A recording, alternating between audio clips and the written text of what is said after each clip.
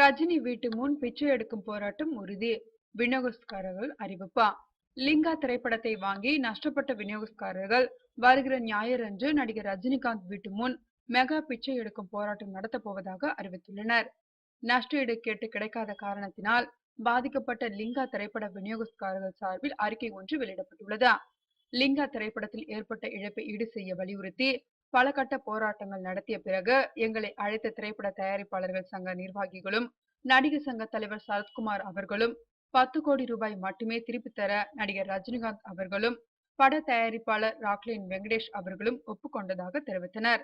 அந்த தொகையில் எங்களுக்கு உடன்பாடு இல்லாவிட்டாலும் வேறு வழியின்றி இசைவு தெரிவித்த பிறகும் விநியோகஸ்தர்களை அழைத்து பிரச்சனையை தீர்க்காமல் கண்ணாமூச்சி காட்டி வரும் நடிகர் ரஜினிகாந்த் அவர்களையும் ராக்லைன் வெங்கடேஷ் அவர்களையும் வன்மையாக கண்டிக்கிறோம்.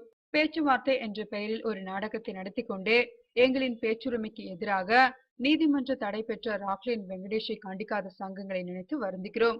எங்களின் பிரச்சனைக்கு தீர்வு ஏற்படுத்தி தராத நடிகர் ரஜினிகாந்தை கண்டித்தும் வரும் மார்ச் 22ஆம் தேதி ஞாயிறன்று காலை 11 மணி அளவில் சென்னை போயஸ் கார்டனில் அமைந்துள்ள அவரின் இல்லத்திற்கு எதிரே முன்னர் அறிவித்தபடி மெகா பிச்சை எடுக்கும் போராட்டம் நடத்துவது என்று தீர்மானித்துள்ளோம்.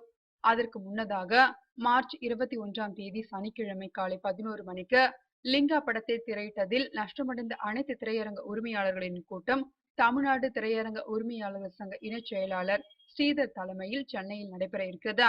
எங்கள் போராட்டத்தை திசை திருப்பும் வகையிலும் தடை ஏற்படுத்தும் வகையில் பிரச்சனை முடிந்துவிட்டது என்று இந்த பிரச்சனையை பற்றி சிறிதும் தெரியாத சிலர் MMS மூலமும் வாட்ஸ்அப் மூலமும் தவறான செய்திகளை பரப்பி வருகிறார்கள். அவர்களை வன்மையாக கண்டிக்கிறோம். லிங்கா நஷ்ட ஈடு பிரச்சனை தொடர்பாக நாங்கள் அறிவிக்கும் முடிவே இறுதியானது. அதுவரை யார் சொல்வதையும் நம்ப மாட்டோம் என்று கேட்டுக்கொள்கிறோம். அகிம்சை முறையில் நடைபெற இருக்கும் இந்த போராட்டத்தில் உணர்வுள்ள தமிழர்கள் அனைவரும் கலந்து கொள்ள வேண்டும் என கோரிக்கை வைக்கிறோம். இவ்வாறு அந்த அறிக்கையில் குறிப்பிடப்பட்டுள்ளது.